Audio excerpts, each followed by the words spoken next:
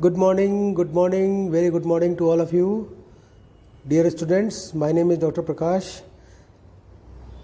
और आज जो हम लोग डिस्कस करेंगे वो air prevention and control of pollution act 1981 का पार्ट 2 है। पार्ट 2 जो इसका है एयर का, इसमें कुछ जो भी सेक्शंस में मेंशन्ड है ये एज सच चलता है वाटर एक्ट के, क्योंकि वाटर एक्ट और एयर एक्ट जो है ये दो एक्ट ऐसे हैं जिनके दरमियान इन्वायरमेंट के बहुत सारी एक्टिविटी हुई और लगभग ये सब सेम है। जैसे आप जो है इसी एक्ट के दौरान जो है आपका ministries of environment and forest का गठन होता है, फिर इसके बाद से आपके पोल्यूशन टर्मिनोलॉजीज़ पे वर्क शुरू होता है, तो ये सारी चीज़ें आती हैं और इसमें हम आगे चलेंगे। तो आज हम लोग जो पढ़ रहे हैं वो उसको हम एक बार ग्लिम्स दिखा रहे हैं आपको। The air prevention and control of pollution act 1981 implemented on 29 March 1981 with 7 chapter 54 section. इसमें एक बार अमेंडमेंट हुआ है 1987 में after Bhopal gas disaster. GSR number इसका 14 ऑफ 1981 है और ये टोटल जो है वाटर एक्ट की तरह ही बनाया गया, एक इसका रेप्लिका टाइप में आप कह सकते हैं। पर जो वाटर के कंपोनेंट हैं उनको हटाकर एयर लिखा गया और कुछ सेक्शंस को अलग अलग किया गया। अब जैसे चैप्टर 1 हमने पढ़ा प्रीलिमिनरी, दूसरा पढ़ा central board and state board के prevention and control of pollution के द्वारा के लिए उठाए गए कामों के बारे में, powers and functions of the board को पढ़ा। आज हम पढ़ेंगे prevention and control of air pollution, chapter 4 से शुरू करेंगे और आप देखेंगे कि जैसे वाटर पोल्यूशन में चैप्टर 4 था, ये आपका 5th चैप्टर जिसमें आपका, चूंकि उसमें वाटर एक्ट में आपको जॉइंट बोर्ड भी मिलता है, तो आप हेडिंग देखिए। वाटर एक्ट में भी ये हेडिंग है the prevention and control of air pollution की जगह पे वहाँ पे वाटर पोल्यूशन था, उस हेडिंग को आप देखिए। सेम वैसे ही यहाँ पे भी है और इसी के अंतर्गत पेनाल्टीज आती हैं।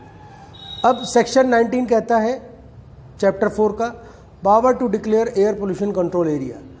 स्टेट बोर्ड के पास पावर है, ध्यान रखिएगा, स्टेट बोर्ड के पास पावर है कि वो एयर पोल्यूशन कंट्रोल एरिया का गठन करे। फिर इसके बाद सेक्शन 20 आता है। 20 कहता है power to give instruction for ensuring standards for emission from automobile.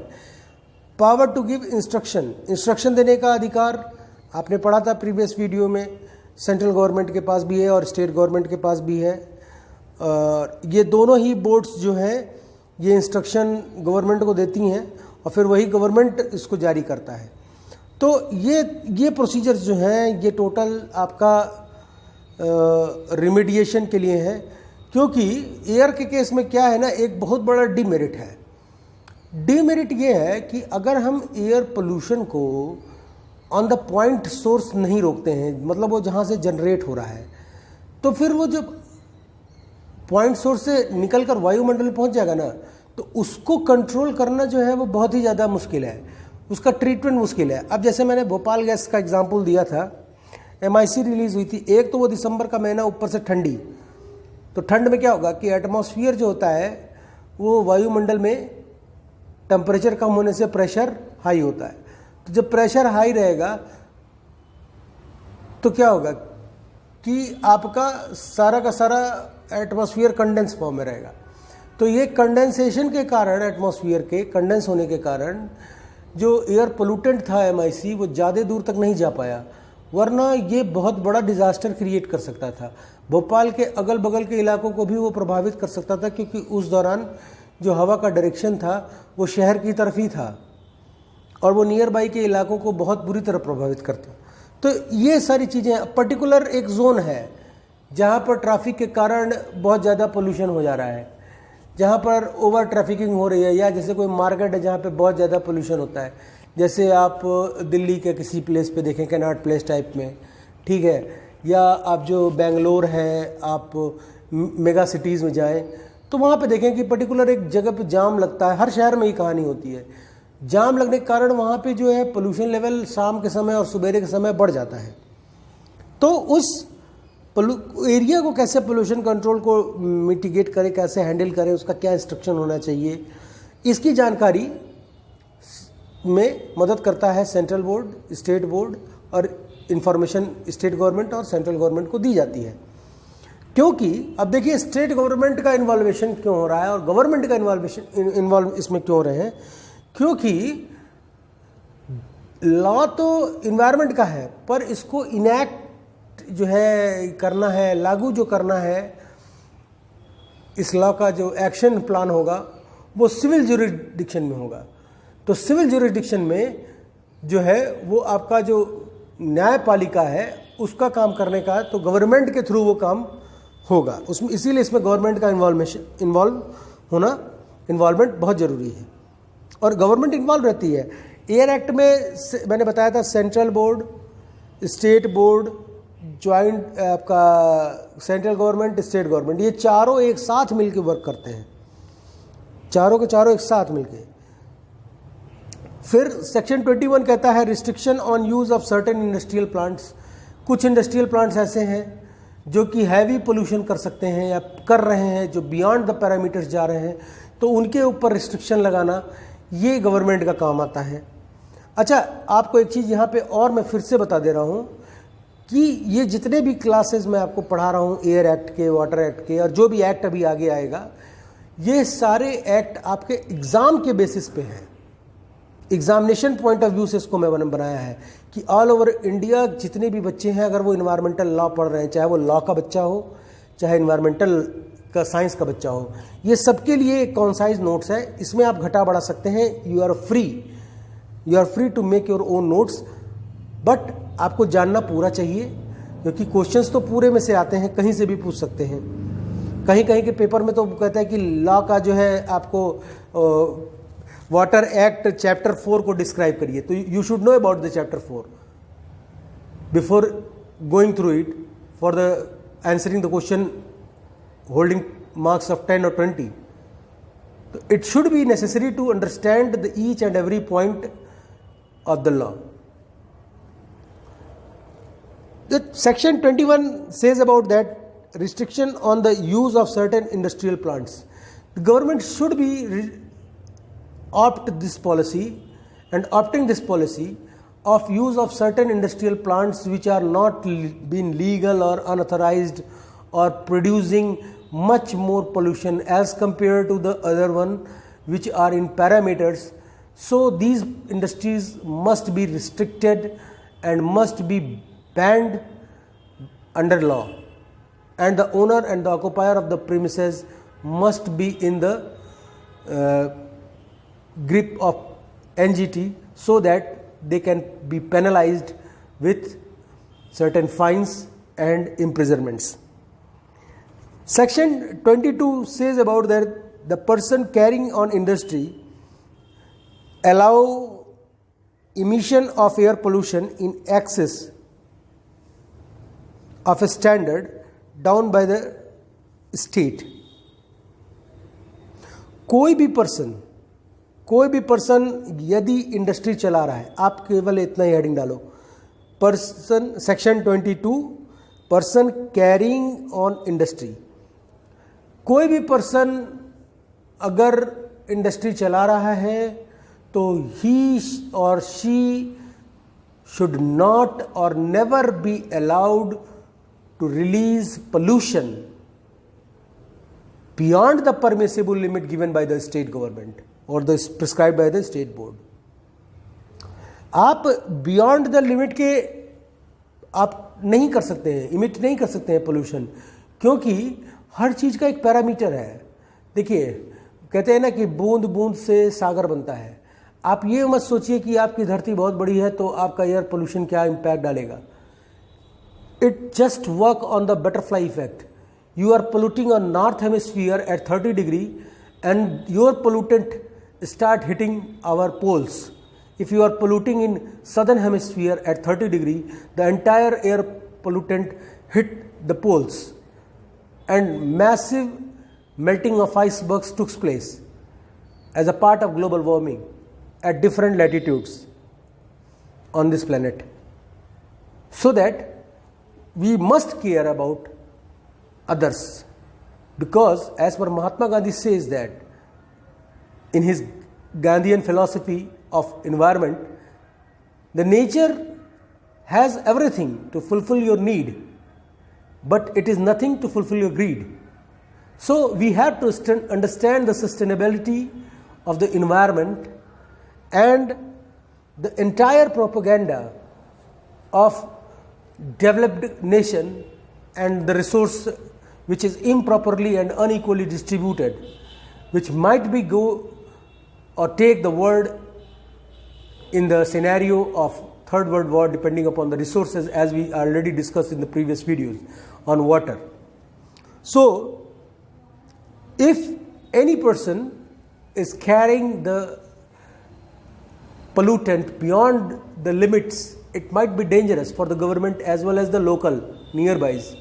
So that the government has taken a rule that a state board give a permissible limits for the pollutant in particular area, and afterward, when the state board observe that the particular industry is emitting pollution, as compared, as you know that about Mathura refinery, the massive pollutant released by the industry in the atmosphere and causes acid rain, which affect our Taj, which is one of the 7 wonders in world, and it is our national heritage site also, including UN heritage site, which also the stone leprosy or the stone somewhere it is written as stone cancer. It damaged the Taj and it damaged the beauty of the Taj, and this damaging might affect the economy by indirect ways. How it indirect way affected the economy of India? How a pollution can indirectly affect? As the Taj become yellow, the number of tourists coming to visit the India for the Taj, the rate of their visit and frequency get declined, so that the foreign exchange which came by the tourism get reduced, and this reduction causes loss in economy. So pollution matters everywhere. If we pollute Ganga, the tourist coming from outward from the outside of the India to the Ganges, and either they visit Banaras or they visit Sangam in Allahabad, their frequency reduced. And what happened if the frequency reduced? Your economy affected. The pollution is directly proportional to economics of India or any nation. If you pollute more in your country, you have less tourists in your country, and you get less foreign exchange by the tourism, and what do you get? You get economical loss every year. As compared, when you see in a global scenario, we go through the country named Bhutan, zero carbon, carbon negative, a country which is carbon negative. Its footprint about the carbon dioxide is negative. Now, if you have carbon negative country, you think that how much the beautiful you are, how much greenery you have you reach biodiversity, richest ecosystem carrying capacity. These things are impact positively to the tourism and the fundings and foreign exchange values to the India, because we need foreign exchange of foreign money so that we get more progressive towards the development of our nation.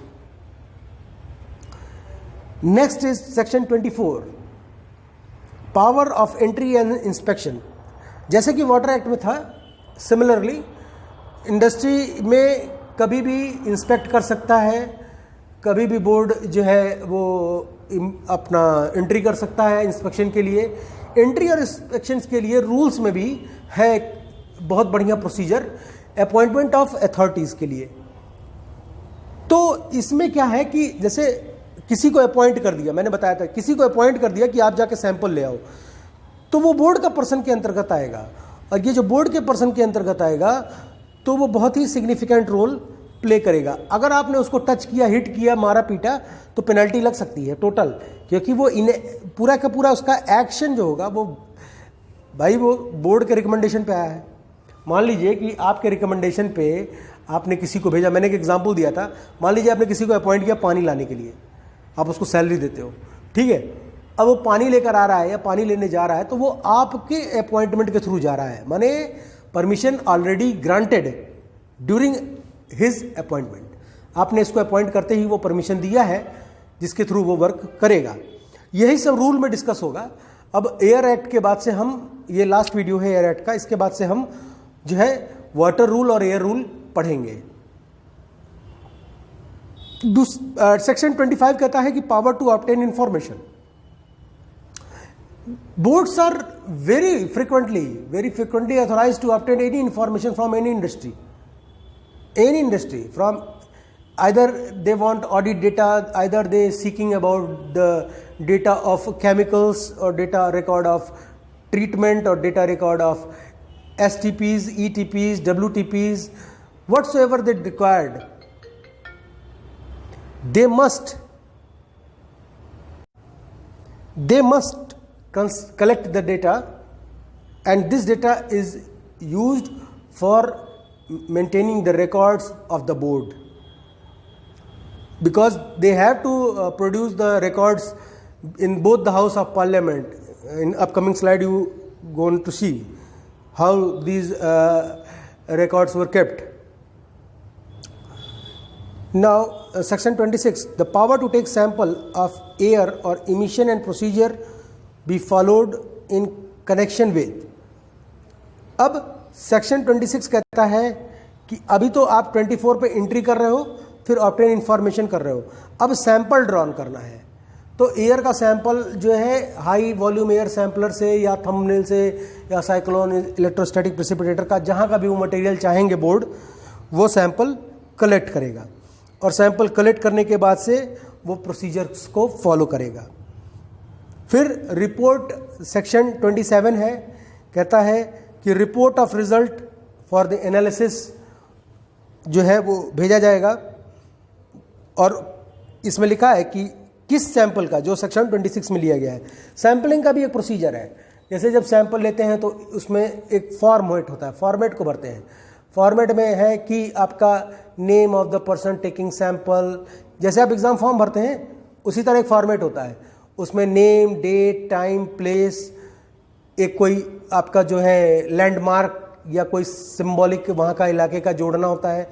फिर उसके बाद से एक आपको गवाह चाहिए होता है, फिर वो साइन होगा, सील होगा और फिर वो सैंपल पैक होगा। तो इस तरह का एक फॉर्मेट को भरकर सैंपलिंग कंप्लीट की जाती है। सेक्शन 28 स्टेट लेबोरेटरी के बारे में होता है कि स्टेट गवर्नमेंट के पास ये पावर है कि वो लेबोरेटरी को, किसी भी लैब को नॉमिनेट कर सकती है। सेक्शन 31 अपील की बात करता है। देखिए मैंने फिर भी कहा था और आज भी कह रहा हूँ, पहले भी कहा था कि लॉ में दोनों की सुनी जाती है, दोनों की पक्षों की सुनी जाएगी। तो 30 दिन के अंदर, अगर मान लीजिए सीपीसीबी ने आपके ऊपर कोई कंप्लेंट कर ही दिया है, तो 30 दिन के अंदर आप अपनी जो है वक्तव्य, अपने दलीलों को रख सकते हैं एनजीटी के समक्ष, और वो जेन्युइन होनी चाहिए, विथ प्रूफ होनी चाहिए। अगर नहीं होगी तो वो दलीलें आपकी खारिज करके आपको पर पेनल्टी लगा दी जाएगी, और इन्हीं सेक्शंस के अंतर्गत पेनल्टीज आती हैं। सेक्शन 19 to 28 जो मेजर पेनल्टीज होती हैं। फिर आइए फंड्स ऑडिट एंड अकाउंट की बात करें। ठीक वाटर एक्ट की तरह यहाँ पे भी है, ठीक वाटर एक्ट की, थोड़ा सेक्शंस चेंज हुए हैं बस, और चैप्टर का हेडिंग, चैप्टर 5 है ये, फंड ऑडिट एंड अकाउंट। और देखिए ये चैप्टर 4 हो गया, चूंकि एक चैप्टर कम हो गया है तो ये सब खिसक गए उधर। तो चैप्टर 5 है फंड ऑडिट एंड अकाउंट। अब सेक्शन 32 कहता है कि सेंट्रल गवर्नमेंट के पास ये पावर है कि कोई भी वो फंडिंग कर सकता है, कोई भी बोर्ड को वो ग्रांट दे सकता है, जो सेंट्रल के लिए काम कर रहे हो या यूनियन टेरिटरी के लिए काम कर रहे हो। स्टेट बोर्ड का जो फंडिंग होगा, कंट्रीब्यूशन होगा, वो स्टेट गवर्नमेंट के द्वारा होगा। फंड ऑफ द बोर्ड जो होता है वो time to time in form of fee, grant, donation, ये गवर्नमेंट्स के द्वारा दिया जाता है। In case of central board central government देती है, in case of state board state government देती है। बजट क्या होता है? आय व्यय का लेखा जोखा बजट कहलाता है। और इस बजट की देखरेख करने के लिए सेंट्रल गवर्नमेंट जो है इसके रिपोर्ट की एनालिसिस कराती है, जिसके लिए वो एक ऑडिटर जनरल का नियुक्ति होता है इसमें। अब ये देखिए सेक्शन 33A लिखा हुआ है, बोरिंग ऑफ पावर्स। कुछ पावर्स को उधार लेकर भी सरकार बहुत सारे एक्शन प्लान करती है रिगार्डिंग फंड्स। सेक्शन 35 है एनुअल रिपोर्ट, सालाना रिपोर्ट जो है सरकार की जो जाएगी गवर्नमेंट को, उसके बारे में है कि हर साल फाइनेंशियल ईयर में, जैसे वाटर एक्ट में था, हर साल फाइनेंशियल ईयर अप्रैल माह मार्च माह में, मार्च और अप्रैल के जो है वो रिपोर्ट सारी सबमिट की जाती है। अकाउंट्स एंड ऑडिट की देखरेख, बजट का हिसाब किताब रखने के लिए ऑडिटर जनरल की नियुक्ति होती है।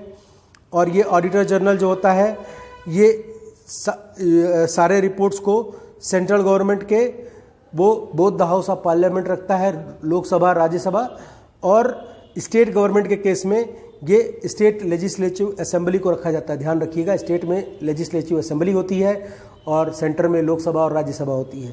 ठीक है, parliament, both the house of parliament मतलब लोकसभा राज्यसभा। फिर चैप्टर 6 है आपका पेनल्टी एंड प्रोसीजर्स। अब सेक्शन 37 से पेनल्टी शुरू होता है और ये भी उसी तरह चला है। सेक्शन 21 से 22 एंड 31A, कोई भी अगर आपने नियम का उल्लंघन किया, ये देखो सेक्शन 21 से 31A। 31A क्या कहता है? 30 क्या कह रहा है? अपील। और 31A कहता है फॉल्स एविडेंस को पुट करना। यदि आप जज के सामने फॉल्स एविडेंस पुट कर रहे हैं तो भी आपके ऊपर कानूनी कार्रवाई हो जाएगी। तो इसमें है कि जो भी कोई 37 का सेक्शन 37 का सबसेक्शन 1 कहता है कि जो कोई भी सेक्शन 21, 22 से 31A तक को डिक्लाइन करता है या उसको डिसोबे करता है या जो है उसका उल्लंघन करता है, तो उसको कम से कम टर्म इम्प्रिजनमेंट होगी, जो कि कम से कम 1 साल से 6 महीने की होगी। 1 साल एंड 6 महीना, ठीक है, 1 ईयर विद एंड 6 मंथ। और ये एक्सटेंड कर सकते हैं 6 ईयर्स तक विथ फाइन। और अगर आपका जो के वो फेल्योर कंटिन्यू है, आपने फिर भी जो है अपना क्या नाम है कि हरकतों पे बाज नहीं आए और फिर निकल कर आए और फिर इंडस्ट्रियल आपका पोल्यूशन कर रहा है, तो 5000 रुपीज़ एवरी डे के रेट से आपके ऊपर जुर्माना लगा सकते हैं। अब ये ध्यान रखिए कि जो 5000 एवरी डे है, it is not 5000 every day, it is changeable as per the wealth of the polluter और द ऑक्यूपायर। जो भी ऑक्यूपायर और पोल्यूटर जो भी तरह का पोल्यूशन कर रहा है या डिग्री ऑफ कोलेट्रल डैमेज के आधार पर बोर्ड इसको चेंज कर सकती है। सेक्शन 2 कहता है फेल्योर। फेल्योर रिफर्स टू, अब इसमें आता है कि अगर आपने फॉल्स स्टेटमेंट दे रहे हैं तो offender shall be punish with the imprisonment term less than 2 years, not less than 2 years, but may be extended to 7 year with fine. अगर आपके सारी हरकतों के बाद आपने गलत डेटा, गलत जानकारियां दी और फिर भी आप नहीं माने, तो आपके ऊपर ये दंड की नियमावली लगती है, जिसमें आपको 2 साल से 7 साल तक की सजा और विथ फाइन ऑफ ₹5000 पर डे। ये 5000 रुपीज़ पर डे ये एवरेज फाइन है। It should be from 5000 to crores. Section 38 जो है पेनल्टी एंड प्रोसीजर चैप्टर का बताता है कि कुछ अलग अलग हरकतों पे भी पेनल्टी है, जैसे कि आप डिस्ट्रॉय कर दें, पुल कर दें, रिमूव कर दें, इंजरी कर दें किसी भी, जैसे मान लीजिए बोर्ड ने किसी पर्सन को अपॉइंट किया, अब अपॉइंट करने के बाद से वो सैंपल लेने गया, अब सैंपल लेने गया तो आपने क्या किया, मार कुटैया कर लिया, उससे झगड़ा बवाल कर लिया, उसको तोड़ दिया, ठीक है, उसको धमकी दी, थ्रेटेंड बहुत खतरनाक होता है। थ्रेटेंड दिया तो आप तो जेल जाना ही जाना है, ठीक है, मार पिटाई किया तो जेल जाना ही जाना है। तो उसके अंतर्गत जो है आपके ऊपर क्या क्या कार्रवाई हो सकती है। अगर आप ऑब्स्ट्रक्ट करेंगे किसी पर्सन को, कोई भी बोर्ड का ऑर्डर लेकर गया, आपने उसमें ऑब्स्ट्रक्शन किया, आपने उसको रोका, तो उसके ऊपर आपके ऊपर पेनल्टी लग सकती है। आपकी इंडस्ट्री डैमेज करेगी किसी वर्क को, किसी प्रॉपर्टी को, तो उसके ऊपर आपको पेनल्टी देना ही पड़ेगा। अगर आपने बोर्ड के एम्प्लॉय के साथ जो है कोई गलत डेटा या गलत शेयरिंग की, कोई इन्फॉर्मेशन को लीक किया, तो भी आपके पास पेनल्टी है। सेक्शन ई कहता है फेल्स टू ऑकरेंस अगर आपने फेल किया कि हैंडल करने का, आपको बार बार कहा जा रहा है कि आपका ये इंडस्ट्री पोल्यूशन कर रहा है, ठीक है, आप बार बार फेल कर जा रहे हो कि उसको ट्रीटमेंट के लिए, तो भी आप ही जिम्मेदार हो, तो पेनल्टी आप ही के ऊपर लगेगी। फिर इसके बाद से है कि किसी तरह का इन्फॉर्मेशन आपसे बोर्ड ने मांगा और आपने नहीं दिया, तो या कोई चीप मटेरियल आप इस्तेमाल कर रहे हैं जिसका जो है क्वालिटी सही नहीं है, या कोई फॉल्स पर्टिकुलर मटेरियल को इस्तेमाल किया जा रहा है, तो भी आप पेनलाइज होंगे, आप पेनल्टी के दायरे में आएंगे। For the purpose of obtaining consent under section 21 make a statement which falls in any material particular shall be punishable with imprisonment for the term imprisonment क्या होता है, मतलब सशर्त जमानत देते हैं, जिसको कहते हैं सशर्त जमानत, तो ये टर्म इम्प्रिजनमेंट हुआ, which may be extended for 3 months with fine of ₹10,000 और बोथ। अगर मान लीजिए कि आप ये सारी हरकतें कर रहे हैं तो आपके ऊपर मिनिमम जो है 3 महीने की जेल होगी और आपको 10,000 रुपये जुर्माना होगा, या दोनों होगा, और 5,000 रुपये जुर्माना आपका चलेगा डेली, ठीक है। और अगर आपकी इंडस्ट्री बहुत बड़ी है तो यू शुड बी पेनलाइज मोर। तो ध्यान रखिए, क्योंकि देखिए ये जो नेचर है ना, ये बहुत ब्यूटीफुल है और ये सबके लिए है। नाक बंद करके देखिए ना, कितना देर कर पाते हैं आप, कितना देर कर पाएंगे। उसी समय आपको इंपॉर्टेंस पता चलेगी ऑक्सीजन की। आप गाड़ी से जा रहे हैं, आपकी गाड़ी धुआं निकाल रही है, आप सोच रहे हैं अरे कुछ नहीं होगा। भाई साहब, आपके गाड़ी के पीछे अगर जाम में कोई छोटे बच्चों को स्कूल लेकर जा रहा है, मैंने अपनी आंख से देखा है, एक आदमी अपने 2 बच्चों को स्कूल लेकर जा रहा था, आगे बैठाया हुआ था, एक आदमी साहब अपनी गाड़ी का एक्सीलरेटर चाँप रहे थे जाम में, और उससे निकल रहा था धुआं और उन बच्चों के नाक पे जा रहा था। मैं वहीं बगल में खड़ा था, मैंने तुरंत उस आदमी को बोला, जो बाइक से था, कि पहले तो इन बच्चों के नाक पे इनके रुमाल को बांध दीजिए, आप अपने भी बांध लीजिए। दिल्ली में इसी पोल्यूशन के कारण जब बच्चा स्कूल जाता है और घर आता है तो उसका हार्ट जो लंग है वो ब्राउन होना शुरू हो रहा है, ब्लैक, उसमें ब्लैकिश ब्राउन कलर आ रहा है, और डॉक्टर बता रहा है कि 50 सिगरेट के बराबर का इम्पैक्ट इस पे है। अब किसी बच्चे का अगर लंग कमज़ोर है तो पुलिस और सेना की नौकरी तो ऐसे ही चली गई, एस्थमेटिक वो अलग हो गया, ठीक है। तो आप अपने से खिलवाड़ करिए, अब आने वाले भविष्य से नहीं कर सकते हैं। अपनी गाड़ी को प्रॉपर ट्यून रखिए। क्या जाता है मोबिल चेंज करने में, उन बच्चों के नाक पे धुआं जा रहा था, इतना इरिटेटिंग माहौल वहाँ पे हो गया था। फिर मैंने उसको बताया, उस बाइक वाले को मैंने कहा, देखो ये फ़ोटो अगर मैंने तुम्हारी डाल दी फेसबुक पे तो it should be problematic to you, और इसको मैं एनजीटी को भी रिपोर्ट कर सकता हूँ और परिवहन निगम को भी रिपोर्ट कर सकता हूँ, और ये तुम्हारे ऊपर चार्ज लग सकते हैं।